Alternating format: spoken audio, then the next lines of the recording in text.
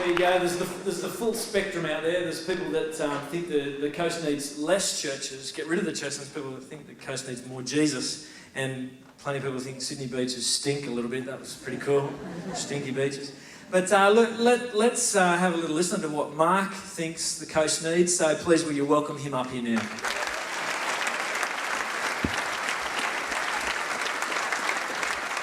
Now, Mark, before you fire up, I'm going to ask you a few questions so that we can play Get to Know You. Okay.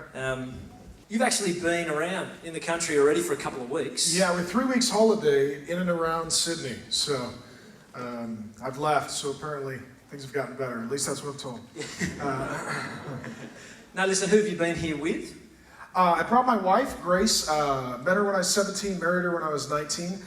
We've been together a total of 20 years. We had our 16th wedding anniversary here about a week ago, and we went to Iceberg out on Bondi, and she and I were here with our 5 kids, ages 2, 4, 6, 8, just turned 9, just turned 11, and they landed back in the States today, home and well, and now Daddy has to work. Okay. All right. Yeah. How'd the family go? Did they enjoy? How much of the country did you see? What'd you see? You know, with 5 kids, when you have 5 kids, you live in a petri dish. I mean, everybody just passes something around over and over and over.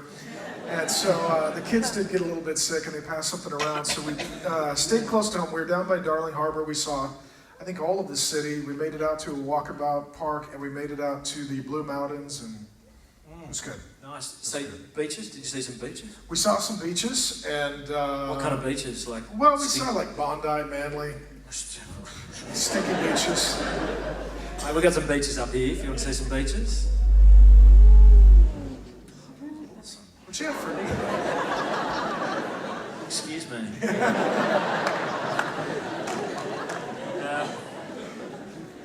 Yeah, I'll ask you. Yeah, we did see. It was a massive number of Asian tourists. I have blonde kids, so they kept taking photos of my kids. Yes. Like they were koalas or something. And so I started running around taking photos of Asian tourists taking photos. So I have a whole bunch of photos of Asians taking photos. It's awesome. So you would have been here for the whole time the Olympics were on too.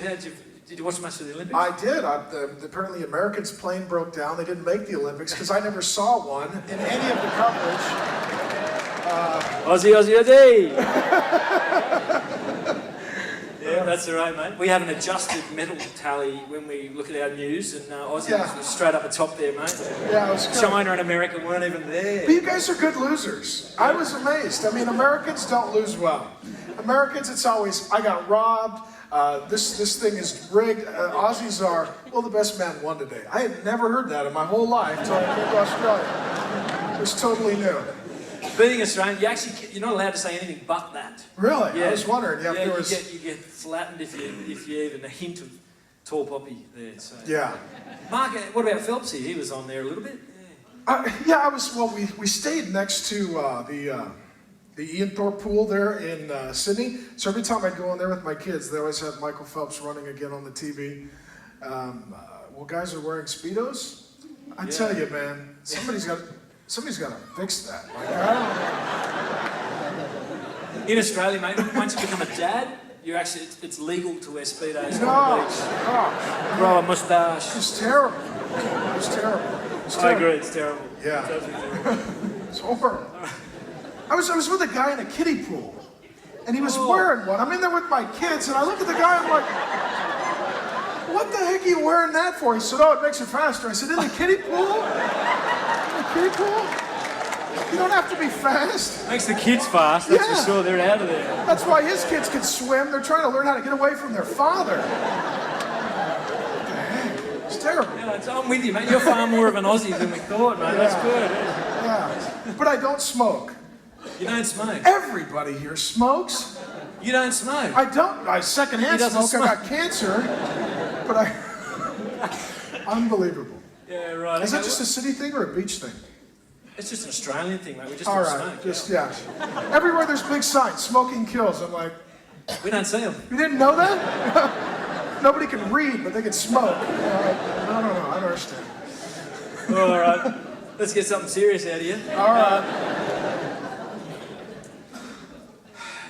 You've been pastoring a church for how long? Tell us about Mars Hill. Well, Mars Hill, I became a Christian when I was 19, married Grace when I was 21. We started Mars Hill when I was 25. No Bible college, no seminary, never been a member of a church, led in a church, thought, I'll just start one. So we did. We started with a Bible study, about 12 people in our home. I always like to say we're about the size of a Mormon family. It wasn't a big deal.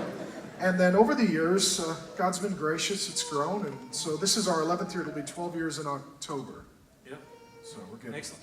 Now, from what I know of Mars Hill, you guys are on mission to the city of Seattle, and that's been led by you as the head pastor and by the rest of the pastors there. What drives you personally? Where does your heart for mission come from? I mean, ultimately, it comes from the Bible, and it comes, I think personally, it comes from the fact, the first 18 years of my life, I didn't know Jesus, and I was just going to school, doing my thing, and then met Jesus, and really, it's transformed my whole understanding of the world, my existence, my purpose, my value, my hopes, my dreams, my fears, my future, and I want people to have life with Jesus, because I'm convinced that's the best life, and it's the life that never ends, and so what drives me is a desire to see people's lives changed. And in my city, like your city, there's not a lot of Christians, but there's a lot of need. And so it's pretty easy to stay focused on what you're trying to do, introduce people to Jesus, and then he does amazing things in their life. So ultimately, that's what it's all about. Absolutely. Bring that on. I'll leave it to it. Get off the stage. Cool. Go Thanks, for it. John. All right.